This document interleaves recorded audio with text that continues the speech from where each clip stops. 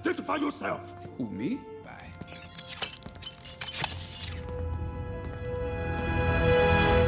Oh, Star-Lord!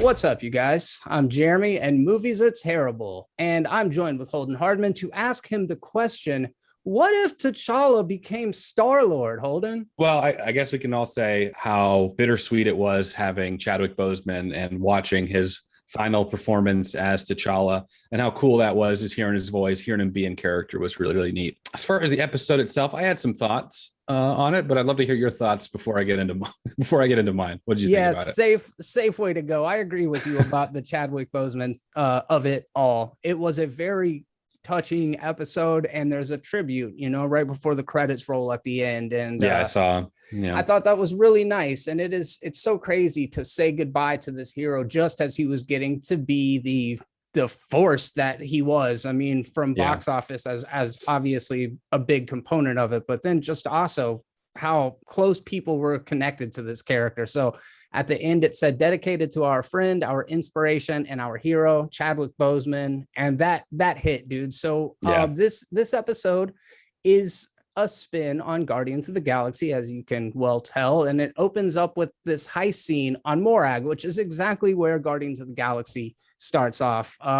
Korath, in this version of the What If universe, stands T'Challa hard. He's a huge fan of Star-Lord, which is in stark contrast with the first encounter that Korath has with Peter Quill as Star-Lord. And T'Challa decides after this little skirmish that he's going to bring Korath with him. And we learned that Yondu, this version of Yondu, was like, he's a nice dude. He seems like, by all accounts, to be a stand-up guy. He's not got such an adversarial relationship, but just starting it off to kind of see these two worlds brought together. What do you think about the way that they introduced this episode? I wasn't expecting pretty much the abduction of him to result in like universal peace and like single-handedly stopping Thanos, and there wasn't a whole lot of conflict in this episode. I feel like Thanos was just good to go. There was really no consequences for him being kidnapped. Everyone was sort of cool with it. The only conflict was just sort of a cartoon style thing with the Collector and just sort of a momentary villain to beat. I realized that they did the whole Yondu is the father, we're really your family thing, but it didn't feel earned, I guess, in this episode. And I understand that there's a runtime limitations and there's only so much they can cram into a 30-minute thing.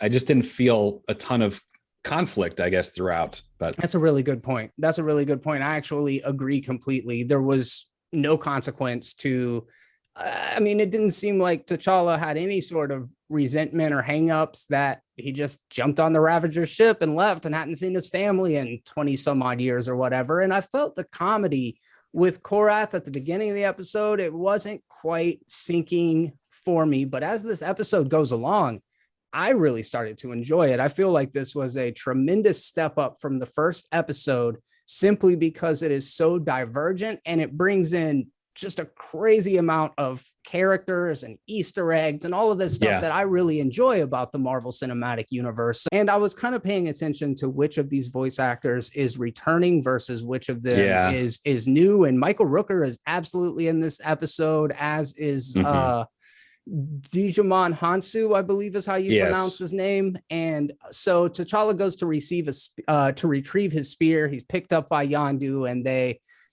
we're supposed to be getting the son of this celestial being, Ego, and I guess they just decided, oh, well, we got this random guy, we're going to take him with us and leave. Yeah, that's kind of how I felt about it. I couldn't picture the Yondu at the beginning of Guardians 1 just wanting to keep a kid around just because. I agree with what you're saying as far as like enjoying the Easter eggs. I like seeing Howard the Duck and having Seth Green voice him for a couple of minutes on screen. That was? That's cool. I think I'm in the minority in preferring the first episode. I thought there was a little bit more weight to it because I know Jen actually preferred episode 2 as well. That's just my thoughts on it. It's just my opinion. I know we don't like opinions on the internet, but that's just my opinion on it. Me neither. I don't like opinions at all. I don't even know why I bring you here, man. No, I know you have a soft spot for Steve Rogers and for the Captain America character. Sure. So I do think that plays a big factor in it. I think I was just excited by the nerd of it all, and Yes. maybe I'm So am simple I. in that way, but I thought it was really cool to see Sean Gunn as Mhm. Kraglin show up in this. What a random thing, and Taserface is in it, and Yeah. then we go to the bar, and T'Challa's kind of sharing his stories. And this is when Thanos shows up. And like you said, he's just a really chill dude in this version of the multiverse. And T'Challa essentially showed him, and like you said, everybody he encounters another way. So like it's this big utopian galaxy where the only real conflict seems to be with the Collector, who is voiced by Benicio del Toro. But I really liked this take on Nebula, man. What did you think about seeing Karen Gillan coming in as this version of Nebula? Yeah, I really liked it too. I actually thought it might have been Mystique the first second I looked at her. Sure. I was like, oh, hey, I liked the fact that she was kind of the Bond femme fatale type character. And not only does she double cross, but there's a triple cross. So her kind of, flip flopping within this really short 30-minute episode. There's a lot of things that they're able to pull off in it. But yeah, I really like this design of Nebula. You know me, I always get a kick out of these very specific MacGuffins, because to me, they matter so little in terms of the actual story itself. But apparently the embers of Genesis can terraform worlds and make them have all the resources they need. So at a point, Nebula kind of goes Poison Ivy there, I thought. Yeah, a little bit.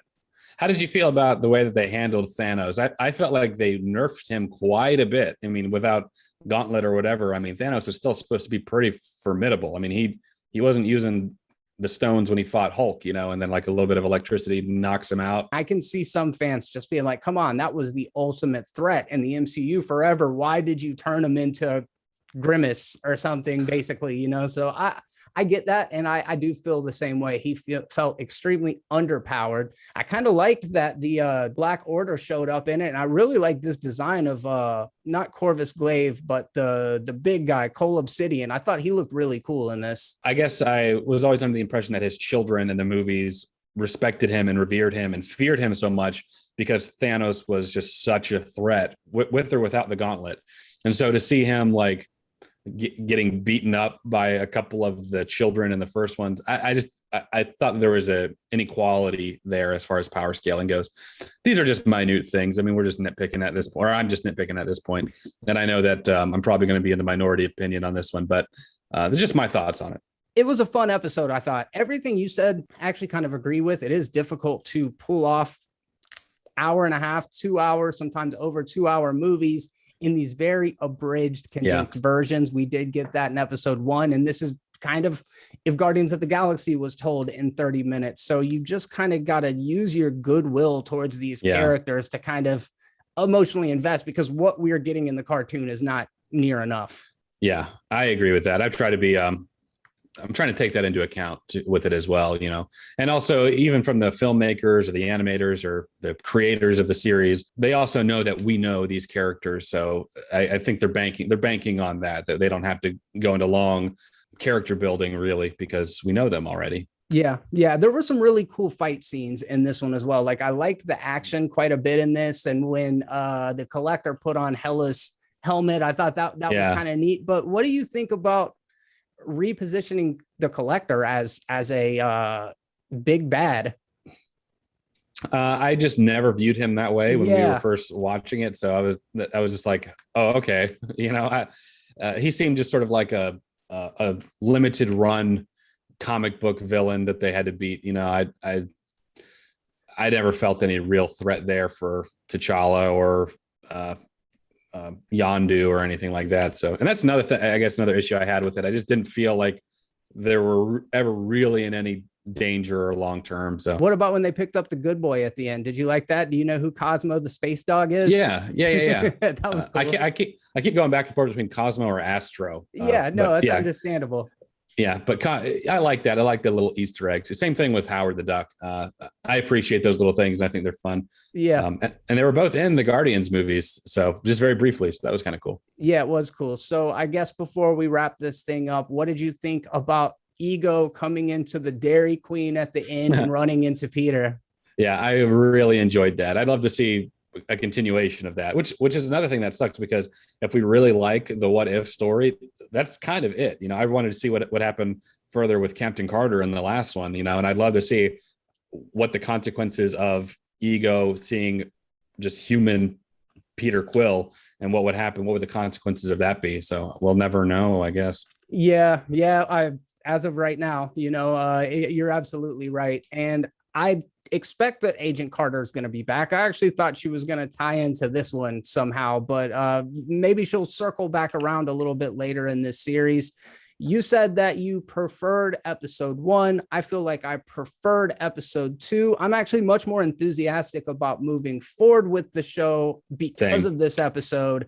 How are you feeling about that? Are you more invested in What If than you were after episode 1? I'd say so. Yeah. I like them because they can all be so different. I was always anticipating there being some that I would really, really like, and some that I was like, I don't like how they did that. But because it's anthology, if I didn't like one, it's okay.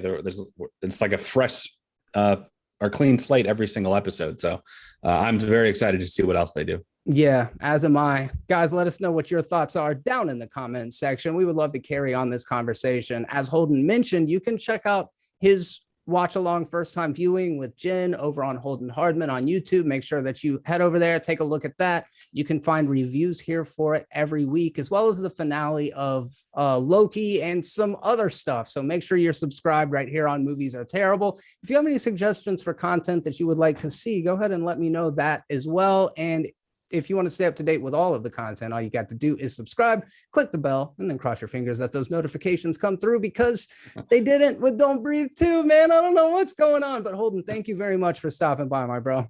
Yeah, thanks for having me on, man. I appreciate all you for watching. Like Jeremy said, make sure to subscribe to his channel. Do the right thing. Do the right thing. And until next time, and on behalf of both of us, be terrible.